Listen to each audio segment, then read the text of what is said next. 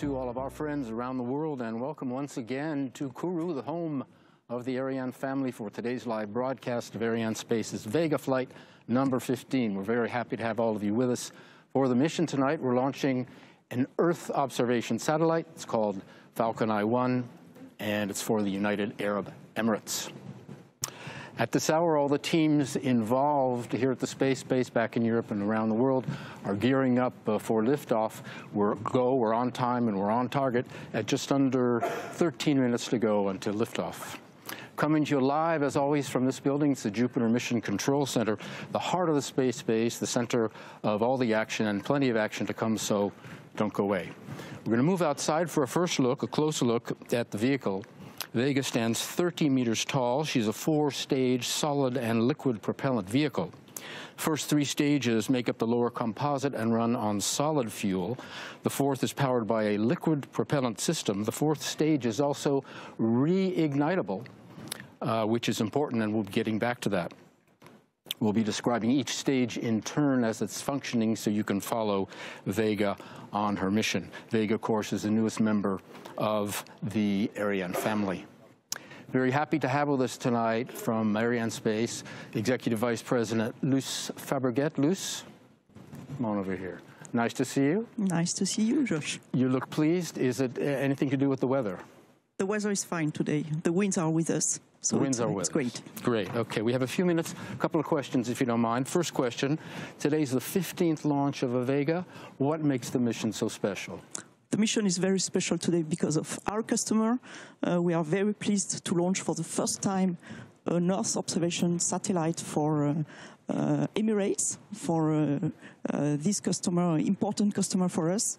And the satellite Falcon I-1 was built by a consortium with Airbus, our customer of today, Airbus Defence and Space, the prime contractor, and Thales Alenia Space, the co-prime of this satellite. So we are very pleased to have you, all of you, here today. Can you further describe the mission, maybe some facts and figures that people can remember? As you can see, the launch vehicle is on the launch pad with this satellite on board. The mobile gantry has been removed now, so the liftoff will take place at accurately 10 p.m., 53 minutes and 3 seconds. The launch vehicle will head towards the north, and 57 minutes after the liftoff, we will have the separation of the satellite off the west coast of Australia.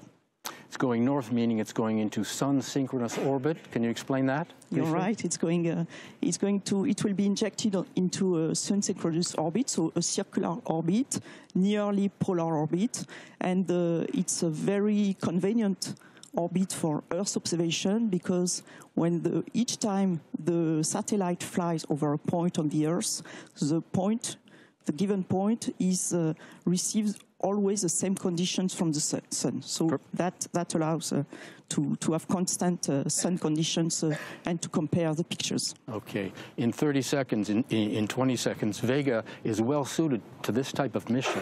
Why is that? Yes, very well suited because of its performance and because of its versatility, as you said before, with a restartable upper engine. Okay. Any last words? Enjoy the launch. Enjoy the launch. Okay, Luce Fabrichet, many thanks. Some good information there that you could keep with you for the following events, which are coming up.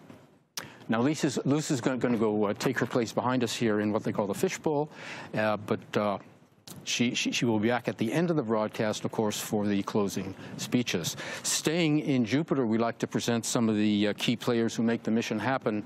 Luce will be taking her place here in just a moment, but with her will be Pierre-Yves Tissier, who is the Deputy Chief Technical Officer, and next to him, Ettore Scardecchia, who's the Chief Technical Officer at Avio. Now, this is the group that will make all the decisions should anything unexpected come up before or during the launch. You may see them on the phones with their teams here at the base or back in Europe. We're going to move back outside and take another look at the gantry. Make all the decisions should anything unexpected. Protects Vega until shortly before launch, when it's removed. Now, these operations took place about 2 hours ago. The decision to withdraw the gantry depends, of course, on the weather, and the weather, as you've been hearing, is very clear. The gantry runs on rails, which means the whole thing can move away as a piece away from the launch vehicle, very convenient. Now, inside the gantry is where everything happens to Vega in her pre-flight phase. The launcher is built inside of it, one stage integrated on top of the other, unlike Ariane 5, if you're familiar with Ariane 5, which is put together in her launcher assembly buildings and then moved to her launch pad. The Vega pad and the gantry are currently being modified to accommodate the new Vega C version, which should launch for the first time next year. We'll be back. We'll have more on that coming up. 8.5 minutes, roughly, until the second Vega launch of the year. Outside, you saw the launcher waiting. Just a quick word on the weather. Those of you here with us in Kourou, you may have noticed that the sky is a little bit cloudier than it has been earlier in the week, which is very convenient for our launch because it means the winds that have been bothering us all week have died down. The only question remaining is on liftoff what the visibility is going to be like if we have low clouds, but we'll hope for the best, and we'll have to wait and see. No launch window tonight. That's because Falcon is going into a sun-synchronous orbit, as Luce said, and to a specific point, we're going to deposit the passenger directly on its orbital slot. Telecom satellites, like for Ariane, have a long launch window, sometimes 45 minutes or an hour. All right, you know everything. I'm going to head back to the broadcast booth. While I'm doing that, take a look at a film on the launch campaign to see how Vega is put together. We'll be back. Welcome, everybody. As mission director of this VV15 launch campaign, my role is to coordinate the satellite operation with the launch base and the launcher activities. For the first time in the Vega campaign, the satellite inside the fairing was integrated on the launcher filled with the liquid propellants. This modification has been studied to reduce the duration of the presence of the satellite in the APCU and to optimize the fluid resources for the filling and at the same time the resources for the upper part and the fairing. Activities began on the May the 13th with the transport of the first stage of the launcher from its production area directly on the launch table. It transported vertically on a track to the launch area. Launcher and campaign integration activities were resumed on May the 20th. The second stage of the launcher, with the Zefiro 23 engine of about 23 tons of solid propellant, and the third stage of the launcher, with the motor Zefiro 9 of about 10 tons of solid propellant, are manufactured in Italy in the Avio facilities of Colleferro. The stages are then transported to the launch area and integrated on the previous stage to complete the launcher. Falcon 9 arrived in French Guiana at Cayenne-Félix-Éboué Airport with an Antonov plane the 1st of June. The satellite was transferred by road from Cayenne to Kourou until the Guyana Space Center. Then it was installed in the S-1A high bay. The fourth stage of the Vega launcher, with the Avum engine, has a liquid propulsion with the storable propellants. He was integrated on the launcher on June the 3rd, completing the launcher's integration after 12 campaign days. Over the next 2 weeks, launcher acceptance tests were completed. Falcon 9 was transferred to S3B filling area the 19th of June. Hydrazing filling of the satellite was performed by Astrotech on 22nd of June. The combined operation between the satellite and the launcher started the 25th of June by the mating of Falcon 9 with the flight adapter in S3B. The day after, Falcon 9 was encapsulated by the fairing. This assembling, composed by the satellite mated on the adapter and encapsulated by the fairing, is called the pack. The pack, with Falcon 9 inside, was transferred to the Vega launch pad and hoisted inside the mobile gantry on 28th of June. Then was integrated onto the Vega launcher on 29th of June. The Vega VV15 launcher integration campaign once again demonstrates the Avio team's effort to optimize activities and reduce launch costs. Back in the booth, ground operations and final countdown actually began about 6 hours ago. What we're seeing here is tip of the iceberg, if you will. All of Vega's systems were progressively activated at that time, including the onboard computers. A weather forecast took place at -4 hours. to greenlight the gantry removal, which we saw, and the entire launch system was ready at an hour before launch. And then there's another final weather check at minus 10 minutes. Continuing our presentation of the Dramatis Personae. À tous de DDO, attention pour la séquence finale lanceur. That's Fleur Lefebvre, the DDO. You're going to be hearing her voice all throughout the mission. Top H0 moins 4 minutes. She just called out the 4-minute mark, which is the synchronized sequence. You're going to be hearing her call out the milestones before and during the flight. In the background, you can see the green status panels. There they are on the right of your screen. Space base here covering a lot of ground, just under 700 kilometers, roughly the size of Singapore. And you can imagine a lot going on. All these activities can be summed up by these green bars, these green status panels. What they are basically is a go, no-go, red-green resume of everything it takes to prepare, launch, and follow Vega, or of course, Soyuz or Ariane. Green means okay, red means the opposite. Very simple. If we get a red in any of these areas, we stop the countdown. And we check them from time to time before liftoff, the first part of the mission. They must be green to have a go, and you can see that's the case at 3 minutes before liftoff. Roughly 1,700 people working around the space base in all. Our cameras are here in Jupiter, but many others are hard at work in many other spots. And one place is the launch zone, where the launch management teams are working under the direction of this man, the upper part and payload combined operations manager. Today, Stéphane Berger in the role. Most of their work was done earlier in the day. By the time we get to this point, the automatic sequence, 4 minutes, they, like most of us, are waiting. In all, about 100 people up there working in the launch control center, going over the final checks and the last verifications on all parts of Vega's launch system. Launch control center is about 15 kilometers away from where we are here in Jupiter. And the men and women you see are only 3 kilometers from the pad, but they are very well protected, not to worry. They're inside a blockhouse with walls about 1 meter thick. 2 minutes.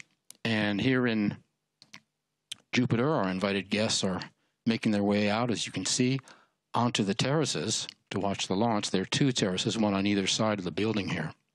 Fine view for our guests on Vega's launch. Vega will launch to the north, away from us, but believe me, there's still plenty to see. Ariane 5's trajectory, and you know if you've been here, she goes east, and it takes her right over the building here. So it's a great crowd pleaser. Coming up on a minute, we are ready. 6th launch of the year for Arianespace and the 2nd Vega of the year. All the tests and the campaigns to prepare the launcher and the satellites and the base are done. We approach the last minute, and you'll hear Fleur Lefebvre. À tous de DDO, attention pour moins 1 minute. She'll call out the 1 minute mark. Top H0 moins 1 minute. All right, the final 60 seconds give us a chance to say hello to everyone taking the broadcast, to our friends in Abu Dhabi, at Colleferro, Avio, Airbus, and Thales Alenia Space. Greetings also to everyone at ESA, CNES, and Arianespace around the world, to all of our industrial partners, and all of you watching on the internet. We hope you all enjoy the broadcast. We're just seconds away from liftoff, 15th Vega mission, Falcon I-1. We'll cut away and let you hear the DDO. She'll call out the final 10 seconds. The mission is about to begin.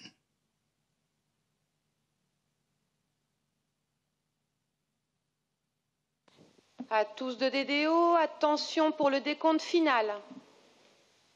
10, 9, 8, 7, 6, 5, 4, 3, 2, 1, top. Allumage P80 et décollage VV15 avec Falcon I-1.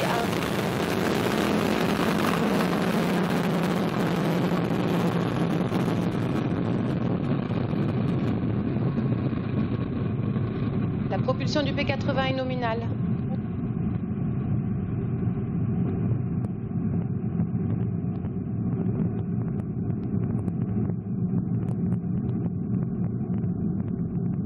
Et la trajectoire est nominale.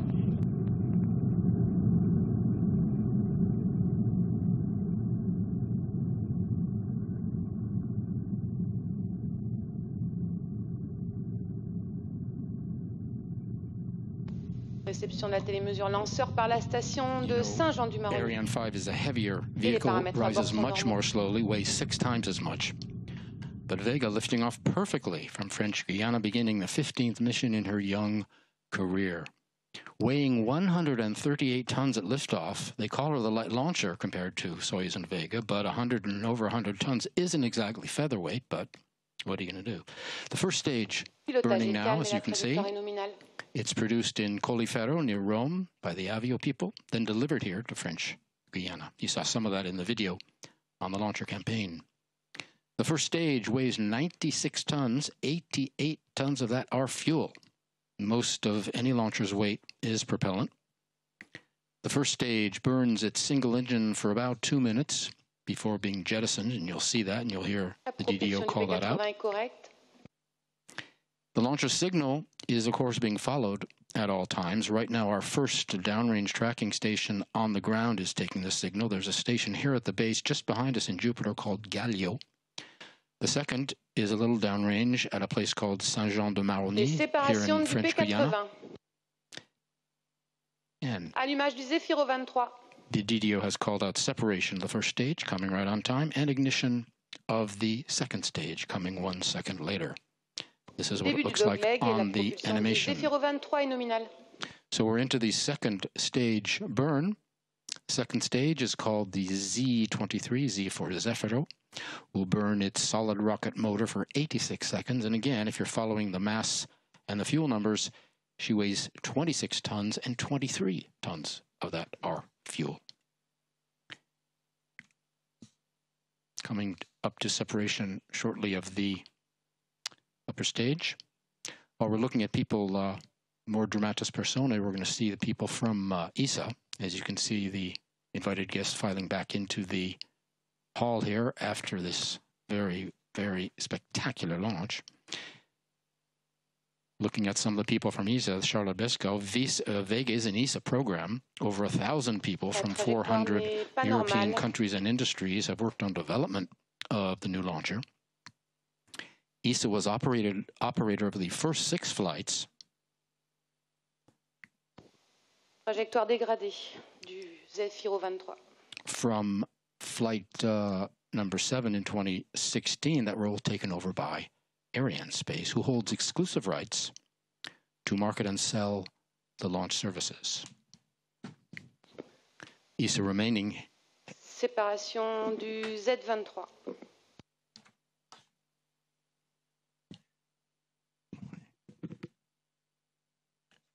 ESA remaining the head of the Vega team. Et allumage du Zefiro 9. Owner of the Vega launch complex, of course. Vega operating at an average launch rate of 1 to 2 missions per year currently. Perte de l'accélération. She's the only launcher in her class now in regular production. Séparation coiffe. And the DDO has called out separation of the fairing. We can separate the fairing now because we've made it about 120 kilometers above the Earth. We're out of the atmosphere. Passenger now getting its first taste La trajectoire est très dégradée. of space. The fairing protects the passengers from the jolts and pressures of the Earth's atmosphere. A word now from Armel Girard, the Mission Analysis Technical Authority.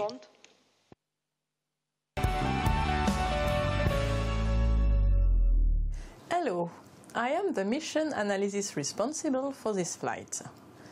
This means that I have to ensure that the flight respects the customer and the French law requirements in terms of trajectory, performance, separation, and safety. The required performance for this mission is a little bit less than 1,200 kilograms for a total launch vehicle mass at liftoff of about 138 tons. The flight of the 3 solid boosters, PAT, Zefiro 23 and Zefiro 9, will last around 6 minutes. This part of the flight will be followed by the standard North ground tracking station network, Galileo and Saint-Jean in French Guiana, Bermuda and Saint-Hubert in Canada. Then the Vega upper stage, the AVUM, will be ignited for 8 minutes in order to inject the launcher into an elliptical transfer orbit. After a long ballistic phase of 38 minutes, a second AVOM boost for 1 minute over New Norcia ground station will allow to circularize the orbit.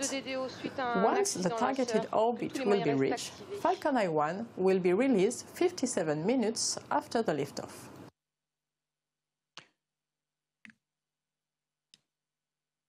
We have been informed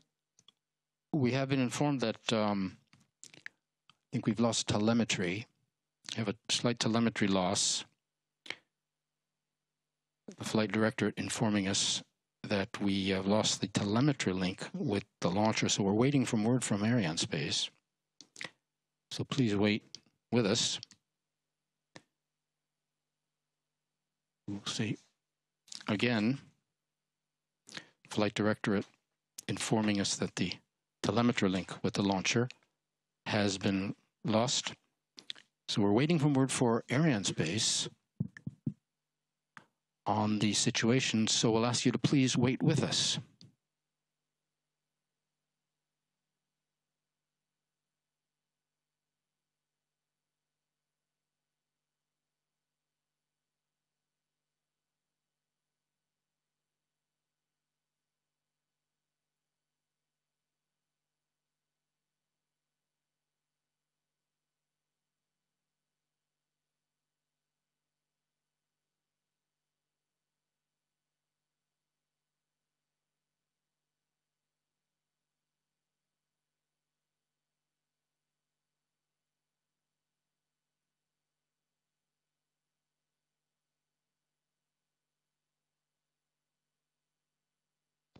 À tous de DDO, que tous les moyens restent activés pour une mise en configuration d'arrêt de la base de lancement.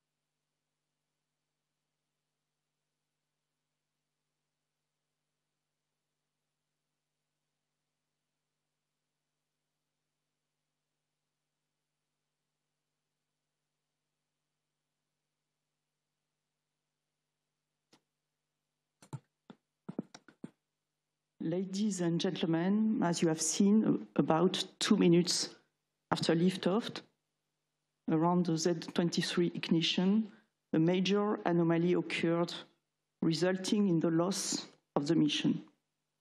On behalf of Arianespace, I wish to express my deepest apologies to our customers for the loss of their payload and telling them how sorry I am.